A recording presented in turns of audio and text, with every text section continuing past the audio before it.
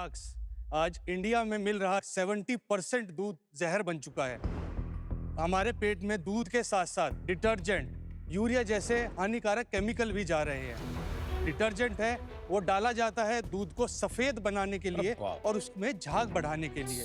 Toilet cleaning का ingredient जैसे urea डलता है दूध को गाढ़ा बनाने के लिए। ये केमिकल आपके घर आए तो आप इसको पहचानेंगे कैसे? घबराए नहीं, पेपर प्रो के patented milk adulteration testing card से। ये छोटा सा दिखने वाला कार्ड कुछ ही सेकंड में कई तरह की मिलावट का पता लगा सकता है। आपके पास 2 सैंपल हैं, एक में प्योर मिल्क है, एक में अडल्ट्रेटेड मिल्क है। आपको बस पेपर प्रो का टेस्टिंग कार्ड निकालना है, ड्रॉपर से दूध की एक बूंद डालनी है। कलर चेंज होते ही आपको पता चल जाएगा कि इसमें कौन सी मिलावट है। इसमें हमने इंडिकेशन मीटर भी दिया है जो कि बताता है कि मिलावट है तो है कितनी। लो टू हाई का आपको परसेंटेज भी पता चलता है। ये कलर चेंज, इसमें कॉमन सॉल्ट आया, लेकिन नमक क्यों मिलाएंगे कोई दूध में? सेल्फ लाइफ इंक्रीज भी हो जाती है। और जैसे लैक्टोमीटर होता है उससे हम टेस्ट करते हैं तो डेंसिटी से पता चल जाता है कि दूध में पानी कितना है। अगर मैं नमक डाल दूंगा डेंसिटी चेंज हो जाएगी, लैक्टोमीटर की रीडिंग फ्लक्चुएट हो जाएगी, इसलिए नमक डलता है। मुझे समझ नहीं आया, बीच में मैंने ड्रॉप डाली, फिर क्या होता है? अगर कोई कलर चेंज होता है। कौन सा कलर चेंज हुआ? अपने प्योर मिल्क का सैंपल लिया होगा, एक में अडल्ट्रेटेड सैंपल भी है तो ये अच्छा, अगर कुछ नहीं चेंज हुआ इसका मतलब आप वो दूध में नहीं है।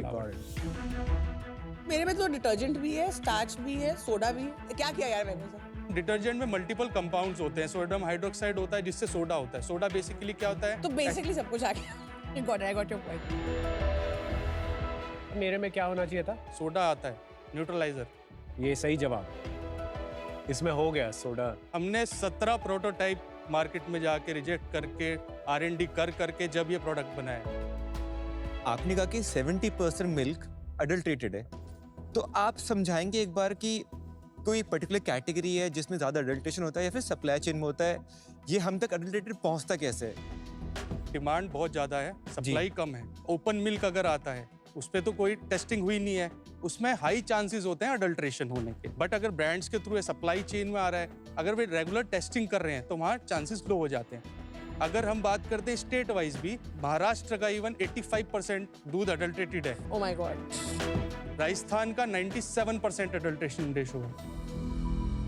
आप एक बार अपना बैकग्राउंड बता दीजिए और आपने इसकी शुरुआत क्यों की और कब की, उसके बारे में थोड़ा बहुत जर्नी बता दीजिए। ठीक है, मैंने 10-12 मुजफ्फरनगर से ही करा है। देन मैं ग्रेजुएशन के लिए देहरादून गया। सेकेंड ईयर ऑफ ग्रेजुएशन में मैं जब इंटर्नशिप कर रहा था तो हम न्यूज़पेपर पढ़ा मैंने जिसमें लिखा कि अडल्ट्रेशन मिल्क में है, डिटर्जेंट है, सोडा है। तो वो मेरे लिए पहली बार था जब मैंने ये वर्ड सुने थे, क्योंकि मैं जिस एरिया से आता हूँ वहाँ पे दूध हर टाइम 24/7 अवेलेबल रहता है। जी।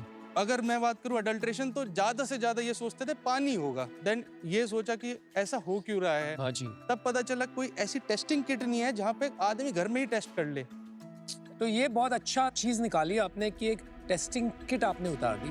जी। ये टेस्टिंग किट तो एकदम कमोडिटाइज्ड है। ये जो नए ब्रांड आए थे, कंट्री डिलाइट फॉर एग्जांपल, वो साथ में आपको स्ट्रिप्स भेज देते हैं। टेस्ट में ऐसी क्या चीज है जिसपे आपको पैटेंट मिला है या इंटेलेक्चुअल प्रॉपर्टी आपने बनाई? ये एक बायो सेंसर्स है जो कि रिएक्ट करते हैं अडल्ट्रेशन के कांटेक्ट में ही आते हैं। हम 0.mg में भी डिटेक्ट करते हैं। आप 2-4 दाने भी डालेंगे ना, वो भी हम डिटेक्ट कर पाते हैं। क्या आप कह रहे हो कि आपका इनोवेशन, आविष्कार ये है कि आपने इसको बहुत प्रिसिशन से बनाया है? बिल्कुल। Is that right? राइट। मैंने वहां देखा आप स्ट्रिप्स भी बनाते हैं। यही स्ट्रिप्स हैं वो B2B के लिए है बेसिकली, जो हम डेयरी प्लांट्स को ही देते हैं। जैसे अडल्ट्रेशन एरिया वाइज चेंज होता है तो वो कह रहे हैं कि हमें सिर्फ डिटर्जेंट करना है टेस्ट, हमें ये 6 नहीं करने हैं। तो उनके लिए हमने इंडिविजुअल बॉटल्स बना दिए। सिर्फ एक ही अडल्ट्रेंट का एक टेस्ट? ही अडल्ट्रेंट के लिए 40 रुपए का एक test, 6 adulterant. 6 adulterant. Now divided that. Nice style. एक गिलास दूध पियोगे टेस्ट करने के बाद? Good I answer. like you. ये पैटेंट जो है आपका, ये जो मल्टी स्ट्रिप पे है या सिंगल स्ट्रिप पे है या दोनों पे है? स्ट्रिप्स है, इस पे है और इस पे यूटिलिटी पैटेंट है। और ये कार्ड का मतलब ओवरऑल कार्ड जो है एक इसको, ये भी इंक्लूडेड है उस स्ट्रिप्स के डिजाइन के अंदर ही। ये कब ग्रांट हुआ था आपको? 1 साल पहले। आपने कैसे बनाया ये? हमारे सर टीम में है पारुल है, वो हमारी सीटी में बायोटेक बैकग्राउंड से आती हैं।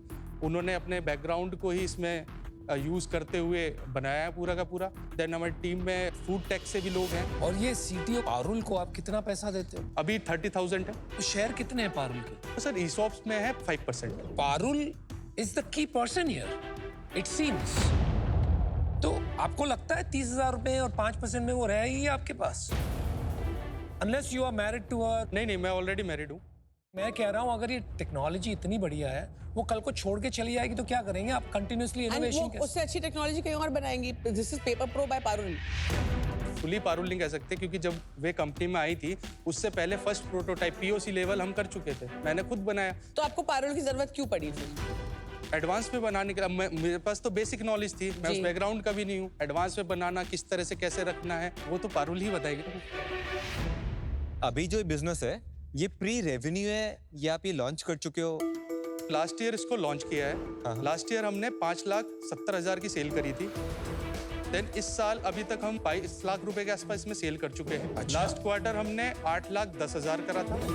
लास्ट मंथ हमने 5,30,000 रुपए करा है और इस मंथ अभी तक हम 6 लाख रुपए कर चुके हैं। सारा ऑनलाइन सेल्स है? नहीं, ये ऑफलाइन सेल्स है, ये B2B की सेल्स है। B2B का परसेंटेज क्या है? मोस्टली वही 80%। क्या प्राइस में बेचते हैं B2B में? वो हम 1,100 रुपए का चार्ज करते हैं।